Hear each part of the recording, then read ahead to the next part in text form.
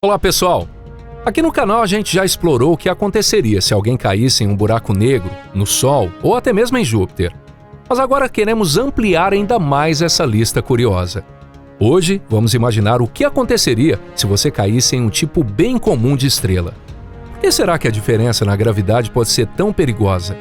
De que maneira o ferro presente no seu sangue poderia acabar te prejudicando? E será que, ao cair nesse astro, você mesmo poderia se transformar em parte dele? Pessoal, esse é o nosso canal Pipa e eu sou o Deluca. E além de tudo isso, temos várias outras curiosidades incríveis para compartilhar no vídeo de hoje. E aí, preparados? Então, hora de começar!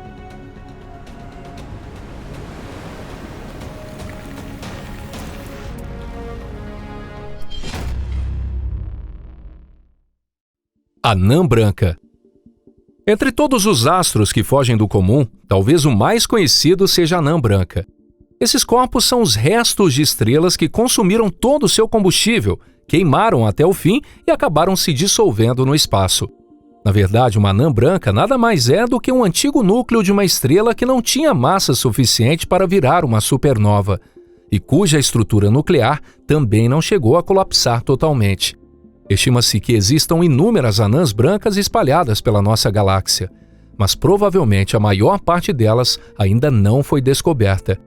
Entre todos os astros exóticos que veremos nesse vídeo, a única que podemos observar diretamente e que está relativamente próxima do Sistema Solar é justamente a anã branca.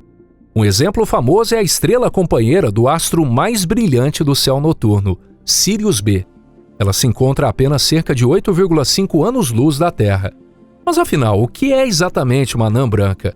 Trata-se de uma estrela pequena com uma massa que varia de metade até cerca de 1,4 vezes a massa do Sol.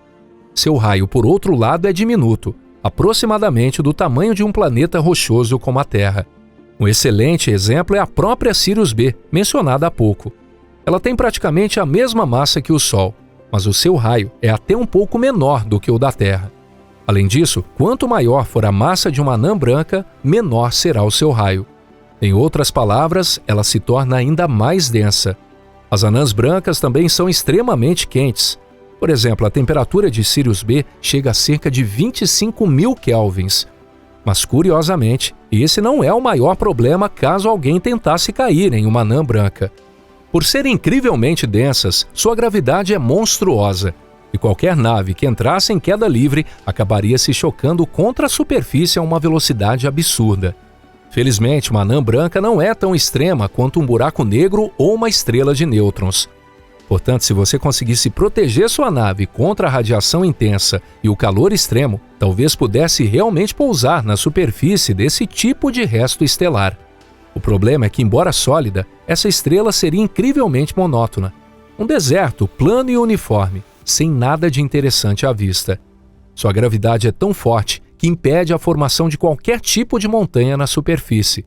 Assim, ao cair em uma anã branca, seus principais inimigos seriam a gravidade, a temperatura e a radiação. Infelizmente, com a tecnologia atual, não há como neutralizar completamente esses efeitos. Mas talvez, num futuro distante, isso se torne possível, e alguém possa dizer: eu caminhei sobre a superfície de uma anã branca. Pulsar. Quando os cientistas descobriram os pulsares pela primeira vez, chegou a surgir a teoria de que se tratavam de potentes transmissores de rádio construídos por civilizações extraterrestres. Durante algum tempo, os dados das observações foram mantidos em sigilo, mas o primeiro pulsar descoberto acabou recebendo o nome de LGM-1. Essa sigla significava Little Green Men, ou Pequenos Homens Verdes. Hoje, esse mesmo objeto é conhecido como PSR-B 1919+21 e está localizado a mais de 2.000 anos-luz da Terra, na direção da constelação da Pequena Raposa. É claro que, na realidade, os alienígenas não têm nada a ver com isso. Os pulsares, e de forma mais ampla, todas as estrelas de nêutrons, se formam por processos puramente naturais, sem qualquer intervenção de civilizações inteligentes. Assim como as anãs brancas, as estrelas de nêutrons também são restos de antigas estrelas, mas nesse caso o astro original possuía massa suficiente para explodir como uma supernova.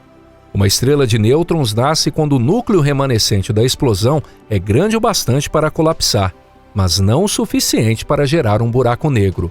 O resultado é uma esfera incrivelmente densa.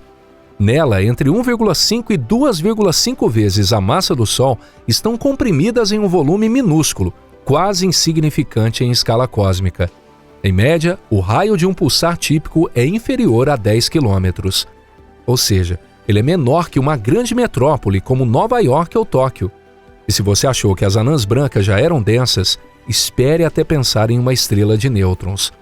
Uma única amostra de matéria do tamanho de uma caixa de fósforos pode pesar bilhões de toneladas.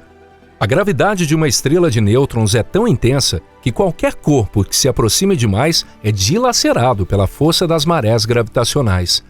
É verdade que essa gravidade ainda é mais fraca do que a de um buraco negro, e teoricamente seria possível escapar de sua superfície. Mas isso não quer dizer que uma nave espacial teria vida fácil por lá. Mesmo assim, o principal perigo de um pulsar não é a gravidade. Todos os pulsares conhecidos giram em altíssima velocidade, e acredita-se que isso esteja diretamente relacionado à presença de campos magnéticos absurdamente fortes. Os pulsares com campos magnéticos mais intensos são chamados de magnetars, um tipo ainda mais extremo de estrela de nêutrons. No entanto, mesmo uma estrela de nêutrons comum, que não seja um magnetar, pode ser mortal se chegar perto demais. O campo magnético desses astros é tão devastador que qualquer coisa em seu alcance seria literalmente torrada, como se estivesse dentro de um micro-ondas. E mesmo que você conseguisse de algum modo impedir o aquecimento e construísse uma nave feita apenas de materiais não magnéticos, isso não resolveria o problema. O grande obstáculo está no fato de que o corpo humano contém ferro. O ferro é o elemento essencial da hemoglobina, a molécula responsável por transportar o oxigênio no sangue. Agora, imagine o que aconteceria se uma estrela de nêutrons começasse a atrair esse ferro dentro do seu corpo. Um campo magnético tão poderoso distorceria as camadas eletrônicas dos átomos e romperia completamente as ligações moleculares. Toda a matéria, inclusive o corpo humano, seria esticada ao longo das linhas de campo e desintegrada até o nível atômico. Em resumo, cair em um astro desse seria uma tragédia instantânea, antes mesmo de qualquer outro evento ocorrer. Afinal, o campo magnético de uma estrela de nêutrons se estende muito além da região onde sua gravidade exerce influência direta. Estrela estranha. Por fim, vamos falar sobre talvez o tipo mais curioso e excêntrico de estrela que a ciência já imaginou. Trata-se da chamada estrela estranha, um corpo celeste hipotético formado por uma substância conhecida como matéria estranha.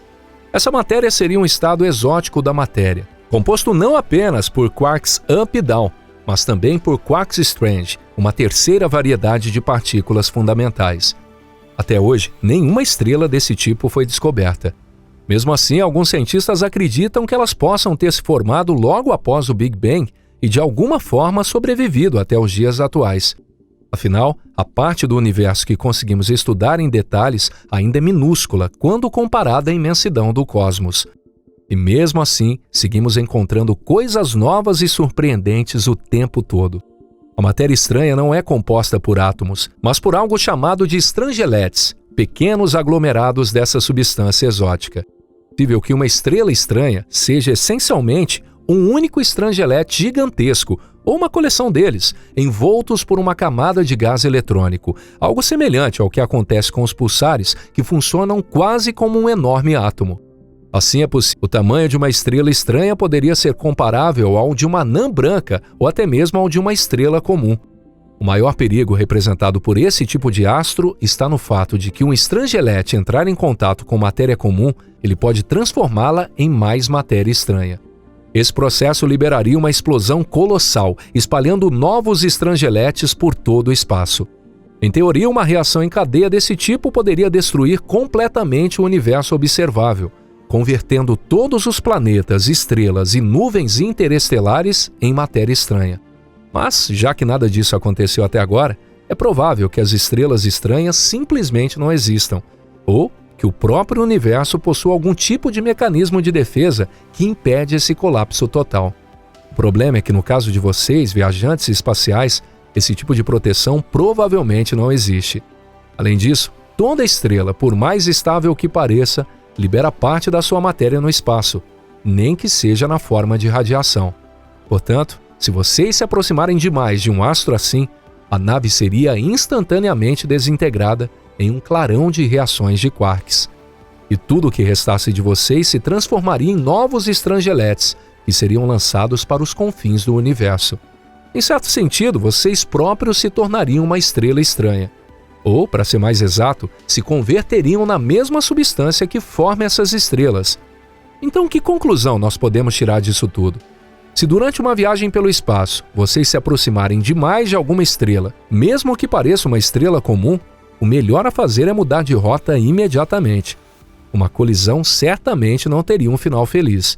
E, acima de tudo, mantenham distância de pulsares e de qualquer outro astro desse tipo. É um conselho de ouro, viu? E se você gostou desse vídeo, deixe o seu like e compartilhe em suas redes sociais. Muito obrigado por assistir. E até a próxima. Tchau, tchau.